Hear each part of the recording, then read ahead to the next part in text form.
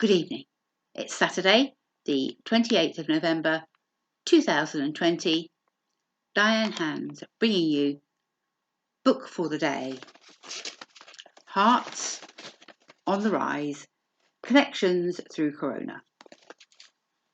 And today I'm going to read you a story called The Lonely Dragon, written by Brigitte Fitschen. Brigitte is a Hanseatic girl, a sixth form college teacher of English, German and French. Her passion has been art throughout her life. She's produced more than 100 paintings. She's a published author of Human Crossings, 9 stories about refugees. And she has been working on her own novel about multicultural relationships since last year. Her work can be found on Instagram at Gitty Art. The Lonely Dragon is first written in German and then translated into the English. There was once a dragon that went through life for many thousands of years, as he liked and as he saw fit. He had enough to eat because all the forests and lakes and mountains and the valleys belonged to him. There were only a few competitors, and he felt like a winner of nature. The few dragons that could be dangerous to him, he had either defeated or chased away forever and ever. His role as ruler of the forest was wonderfully comfortable to him. Then, one day, something strange happened. People had come to his deserted island and had brought in a virus. These people, curious and noisy as they were, absolutely had to go to his remote island. He could never feel safe from these human children who always had something in their shield and took nothing into consideration. But instead, they took everything they found beautiful or could use to turn into coins, sleek mammon. Disgusting, these human beings. A negligent mutation of nature. And now these beings robbed nature. What was not riveted and nail-proof was eaten by them or deposited to their civilization of concrete and glitter. The poor dragon became seriously ill.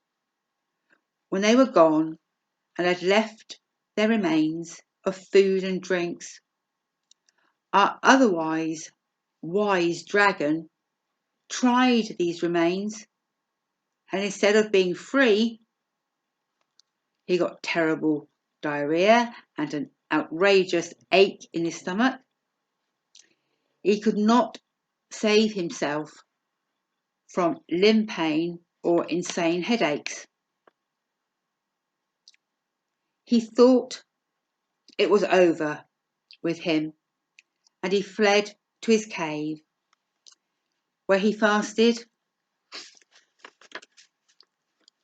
with high fever for many days and weeks, and just ran to the water to drink a little and to sprinkle with the little fish that swam into his mouth, which he did not eat. The peace and seclusion were good for him. He loved solitude, but at full moon he longed for a female companion who could offer him tenderness who would lick and carefully bite into his thick ragged fur, who would lay down with him and under him and sometimes playfully squeal with his ears and his nose. He longed for passion, passionate love. Well, people call it sex, but mainly he longed for a companion, and whom he could roam the woods. A female companion was also possible, but only if she would keep her mouth shut in the forest.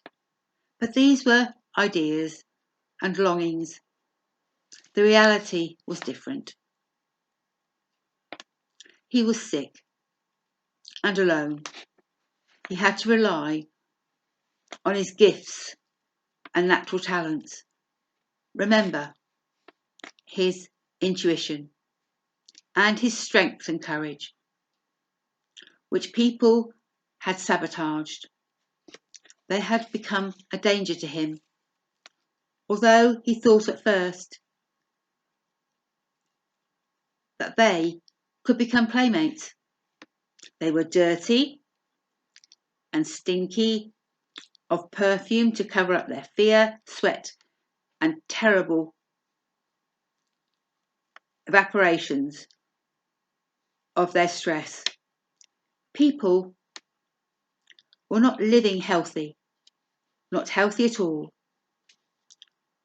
The connection to themselves had disappeared. They consisted of an illusion, and inside they were empty and dark. What saved the dragon was the loneliness, the tranquility, and little food, much sleep, and good air to grab. Breathe deeply. Not work, but silence, and a trusty togetherness with oneself. A retreat into solitude. He had to learn to cope alone and adapt to his surroundings again, doing the healthy things and leaving the sick.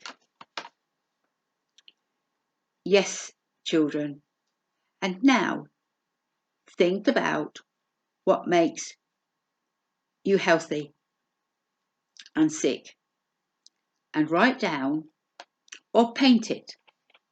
Sometimes you can tell another person, but only if that person listens to you properly. So that was The Lonely Dragon by Brigitte Fitschen.